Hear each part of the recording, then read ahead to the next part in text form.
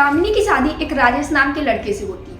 दोनों की शादी काफ़ी धूमधाम से होती है, सब कुछ बहुत अच्छा चल रहा हो। लेकिन शादी के 1 महीने बाद से ही राजेश की जो बहन और उसकी जो माँ होती है वो कामिनी को परेशान करना शुरू कर देते हैं। उसको मारते पीटते हैं लोग, उसको घर पे प्रताड़ित करते हैं, उसको कभी दहेज के लिए परेशान करते हैं तो कभी काम करने के लिए। लेकिन जो राजेश के पिताजी होते हैं वो कामिनी को काफ़ी ज़्यादा मानते हैं। वो कामिनी को बहू की नज़र से नहीं, बेटी की नज़र से देखते हैं। सब कुछ अच्छा चल रहा होता है, फिर अचानक से शादी के 1 महीने बाद से ही राजेश भी अपनी बीवी को मारने पीटने लगता है। वो अपने माँ और बहन के कहने पे चलता है। लेकिन शादी के 1.5 महीने बाद ही पता चलता है कि जो कामिनी है वो गर्भवती हो गई। तो जो राजेश की माँ होती है वो राजेश से कहती है कि ये बच्चा तुम्हारा नहीं, ये बच्चा इसके पेट में पहले से पल रहा था और इसके माँ बाप ने जान के शादी कर दी है। और ये सारी चीज़ें होती हैं जिससे उनके रिश्ते में और खटास आ जाती है। और उसके बाद राजेश जो होता है वो कामिनी से घर से भाग जाने के लिए कहता है। लेकिन कामिनी जो होती है वो अकेले घर से नहीं जाती, वो अपने पिता को फ़ोन कहती पापा मुझे ले जाइए आके। उसके पिता आते हैं, कामिनी अपने घर को देखते हुए आंखों में आंसू लिए हुए अपने मायके चली जाती है। मायके वो रहती है, वहाँ पे पढ़ाई लिखाई करती है, काफ़ी अच्छा सब चल रहा था। वो एक बेटे को जन्म देती है और वो वहाँ पे एक प्राइवेट स्कूल में पढ़ा भी रही होती है, साथ में कोचिंग भी देती है, जिससे उसका अपना खर्चा चल जाता है और उसके बच्चे का भी खर्चा चल जाता है। शादी के लगभग 5 साल बीत जाते हैं तो उधर एक सरकारी नौकरी का फॉर्म आता है जो सरकारी टीचर के लिए होता है। कामिनी उसमें फॉर्म भरती है और वो पेपर देने जाने के लिए जा रही होती है इलाहाबाद, उसका सेंटर वहाँ पर पड़ता है। तो वहीं पे उसे गाजियाबाद में एक लड़का दिखता है रेलवे स्टेशन पे जो कुली होता है। कुली को देख के उसे अचानक से ऐसा लगता है कि जैसे वो कुली नहीं बल्कि उसका पति राजेश। वो उसके पास जाती है, उससे कहती है कि क्या तुम राजेश हो, तुम वही राजेश हो जिससे मेरी शादी हुई थी और तुमने मुझे अपने घर से भगा दिया। राजेश जो होता है वो एकदम सन बैठा है, वो कुछ नहीं कहता है। फिर काफ़ी फोर्स करने के बाद वो बताता है कि हाँ मैं वही राजेश हूँ। और फिर वो अपनी पूरी कहानी बताता है कैसे तुम जब मुझे छोड़ के चली गई उसके बाद से मेरे साथ क्या क्या हुआ। उसने बताया कि उसकी बहन है जो वो दूसरे लड़के के साथ भाग गई, जिसकी वजह से उसका काफ़ी ज़्यादा नाम खराब हो गया था। उसके पिता ने इस गम में आत्महत्या कर ली और उसकी माँ भी अब मायके चली गई क्योंकि अब राजेश के पास कमाई का कोई साधन नहीं बचा था। वो शराब पीता था, मारपीट करता था, इस वजह से उसका पूरा घर टूट चुका है और अब वो कुली का काम करता है।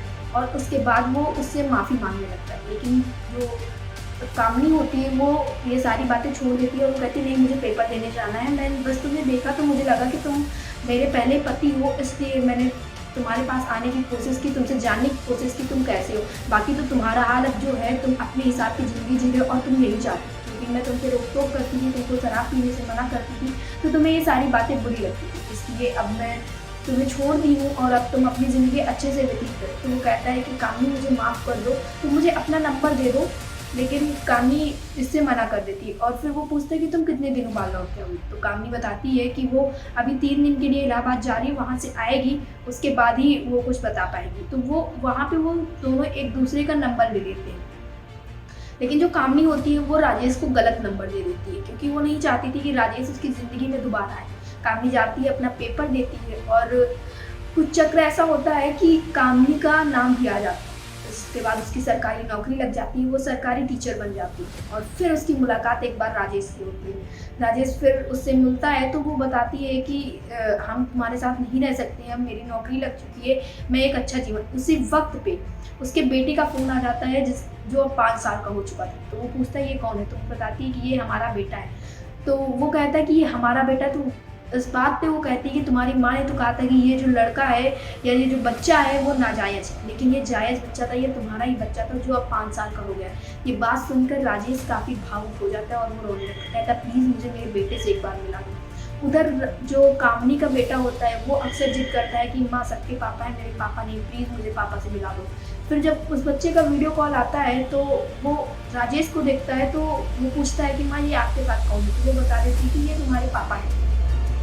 उसके बाद वो बच्चा उनसे मिलने की जिद करने लगता है। जब कामिनी घर जाती है तो उससे रोज़ाना कहता है कि मुझे पापा से मिलवा दीजिए। तो एक दिन वो कामिनी जो होती है वो अपने बच्चे को लेके आके गाजियाबाद स्टेशन पे और दिखाती कि ये तुम्हारे पापा। दोनों आपस में मिलते हैं। उसके बाद राजेश खूब माफ़ी मांगता है, उससे कहता है प्लीज़ मुझे माफ़ कर दो, अब दोबारा ऐसा नहीं होगा, मेरा परिवार टूट चुका है। तो कामिनी कहती है तुमने मुझे छोड़ दिया था, अब मैं नहीं रह सकती हूँ तुम्हारे साथ, मेरा अच्छा जीवन चल रहा है, मैं अपने मायके में खुश हूँ।